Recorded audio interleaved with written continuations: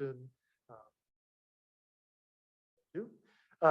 This is the first session of the morning. We're going to have a series of papers around a range of topics. And to kick us off, we have Manny Rayner on using public domain resources and off-the-shelf tools to produce high-quality multimedia text. So please welcome him. Thank you.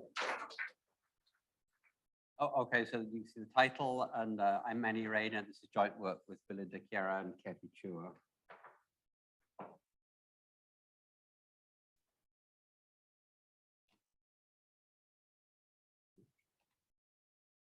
So the talk's in 4 parts.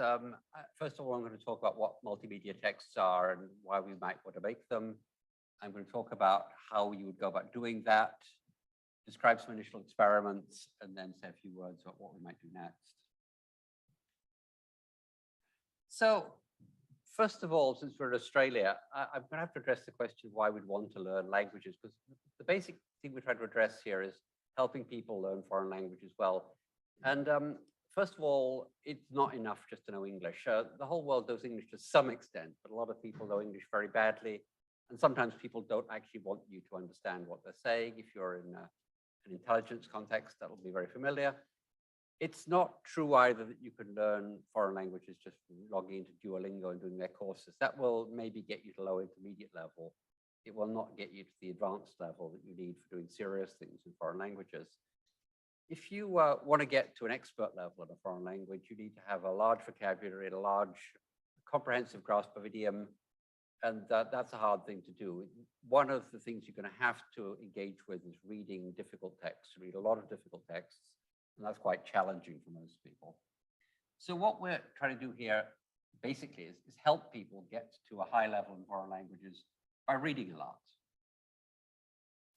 So a really popular technology for letting people improve their grasp of foreign languages by reading is to create texts which are annotated with other information.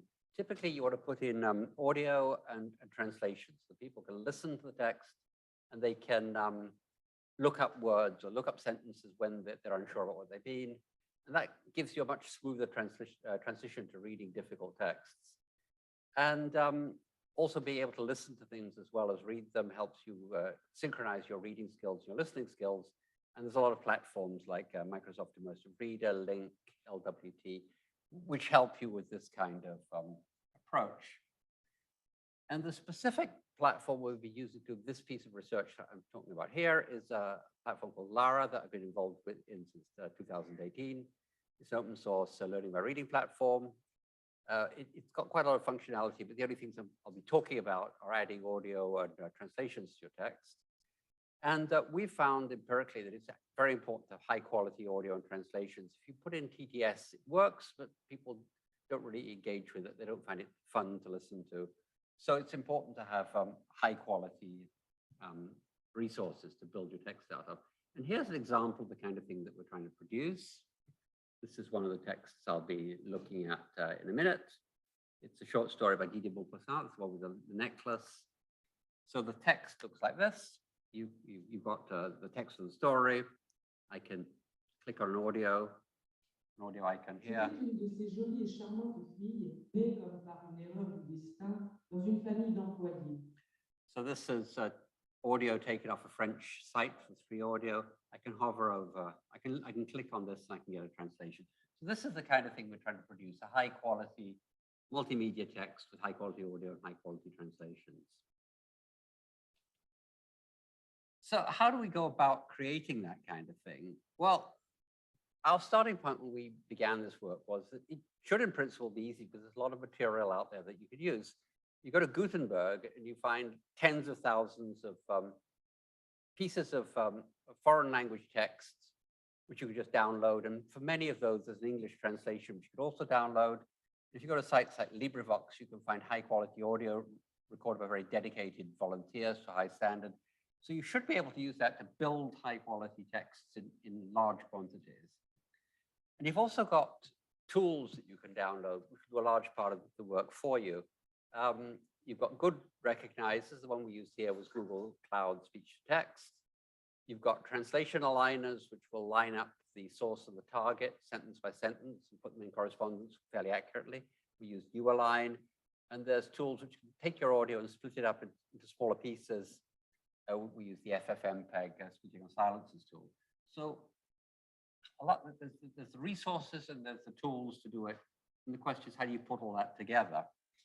And just thinking about what you've got there with the off-the-shelf tools, you can immediately see that there's a basic pipeline, which in principle ought to work. You take your translation aligner and you align your source text to your target text. You cut your audio into pieces. You send those pieces of audio to the speech recognizer. You align the recognized audio pieces against the text. Now you've got two alignments, one for translation and one for audio, so you'll have to reconcile those two to make them consistent. You put those together, and then you do some post-editing. And the big question is really, at the end of that process, how much post-editing are you going to do? How accurate is it going to be? And this was the thing we were very unsure about when we began.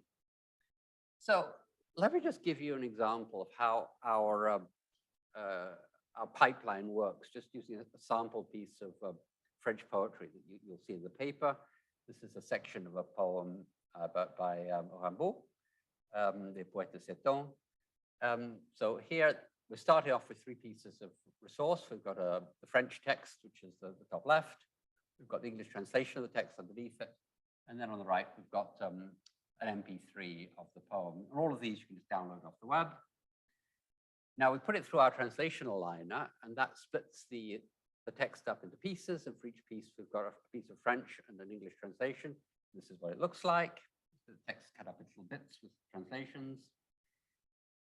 We plug those pairs of French text and English text into the source, and we separate that. We put in some annotations to separate them. So the red slashes are the separations of the pieces created by the audio line of the translation alignment. We take our audio, we cut that audio up into smaller pieces using our splitting on silences tool. This is FFmpeg, and those pieces will typically be a bit smaller than sentences because people pause at places other than the ends of sentences, of course. We send those bits of audio that we've just cut up from our original audio to our recognizer here, Google Cloud, and that gives us some pieces of text corresponding to the audio. And if you know French, you'll look at this and you'll see that the French is not quite right, which is normal because speech recognition is a faulty process. It's only partially correct. And then we wrote an aligner to align the recognition results against the text. It's a fairly straightforward beam search aligner, piece of Python script. And that gives us a second alignment on the text. So here I've got the slashes, as we had before. Those are from the translation alignment, and the double bars, those are the pieces we get off the audio alignment. So we've got two parallel alignments superimposed on the same text. So you see that it's cut into pieces two different ways. We do a little bit of post-editing on that double alignment so that we try and make the alignment a little bit more compatible. We want these two alignments to coincide as much as we can. So it's a set of transformations that reconcile the two alignments a little bit more. So here it's one small change in the text. And then finally, we take the places where the two alignments coincide, and that gives us our final alignment. So here the text is split into pieces, and each of those pieces is a piece both in the translation alignment and also in the audio alignment. So each piece that's cut off by a double bar here has a translation, and it also has a piece of audio. More Python scripts. So that's our pipeline. And of course, the question you ask yourself is, how well is it going to work? So we did some experiments. We chose some representative texts, we processed them through the pipeline, and then we post-edited the results to get the ground truth, to find out what will really be correct, and we scored on some metrics. And the texts we chose are 4 French texts of different sizes. We consulted a bit with Christelle Maisonneuve, who teaches French here at Flinders. She's very much in touch with the kind of things that are useful teaching French courses. So we took 4 texts from Gutenberg. We took a long poem from Rimbaud, the bit of that I showed a little earlier. A short story by Maupassant, which I showed on the example of the audio text. We took a a novella by Flaubert, un que simple, and a novel by Proust, Combray. And the metrics we used measure the quality of the alignment. So for the audio alignment, the obvious metric is just word error rate. How many of the words you attach to the audio are correct words? Since the translation is just being pulled out of an existing translation, again, we thought word error rate was the obvious metric there. You just want to see how often you pull the right words out of the existing translation you downloaded from the web. The least obvious one is segmentation quality, because we need to check that the thing has been split into a good segmentation. The trivial solution is just to have one piece, which obviously is not an interesting solution. So the segmentation quality is a metric called boundary similarity, and that measures the extent to which you agree with the gold standard segmentation. And all these metrics are numbers between 0 and 1, with low being good. So they're all error rates, basically. So this is our result table from the paper. A lot of numbers here, so let me just go through them quickly. On the left, you see that the results, the texts are quite large. We've got two texts. One's about an hour and a half, one's about 8 hours. The error rate from speech recognition is quite high. It's in the high teens or 20s, but despite that, the alignment error rates are very low. So for text, we're under 1%, under 0.1% for two big texts. For translations, about 1%. For the big texts, very low error rates, as I said, on the audio alignment. Segmentation error rate is less good. The segments are a bit longer than we would ideally like them to be, but it's still very usable. Post-editing is important. So you have got different approaches to post-editing. Since the translation is much less accurate than the audio is very good, you can just post-edit, or indeed you could do nothing at all if you want. Post-editing is done with something like this. You see the text, the audio, and the translation. You edit it to make it correct. So it takes about 3 times real time to do both the audio and the translation, or about a third of real time if, sorry, the other way around, 3 times real time if you do just the translation. What next? Well, one thing we were really wondering about is why does this work so well? Is it just because Google is a fantastic recognizer? In fact, we've done some experiments with an Irish group who've got their own recognizer for Irish. That also works quite well. So tentatively, it's not the recognizer that's necessary here. We've continued to use this on other texts. We've now aligned about 45 hours of audio, about 400,000 words of text. There's some minor software issues. This is all on the web. You can download these tools from SourceForge, but just be warned that there's an issue that affects about 0.01% of the text. We're trying to fix that. But a better translation aligner, this could be a lot better. So summary, well, as I said, multimodal texts are a really good way to improve your reading skills when you're trying to improve your ability in a foreign language. And you want to build those out of high quality audio and translations, of which there is a great deal available on the web. So the bottom line I would like to say here is doing this is actually a very feasible task. It's something that you can do quite easily and efficiently and get a good result. And if there's one thing that I'd like to remember from this talk, that's it. Thank you, in a lot of languages. As everyone comes up, well, when they come up with any questions. So while you're thinking, maybe I have one question. Absolutely. I was curious. So you mentioned these areas for improvement, segmentation, alignment, and so on. Yeah. So machine learning is obviously one that you could apply here. But I wonder whether you could develop systems where users are contributing feedback to improve it, whether that's a direction. Absolutely, absolutely.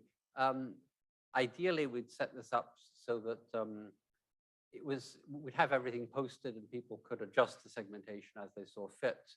And we would feed that back into the process and try and refine the, particularly the translation alignment, which, as you see, is the weak link in the chain. And this is not meant to be a criticism of ULI, which is a very good aligner. It's just been optimized for speed rather than quality. And it's got a 1% error rate, which we have to live with. There may be better aligners out there, but training one off user feedback is a direction, yeah, obviously worth exploring.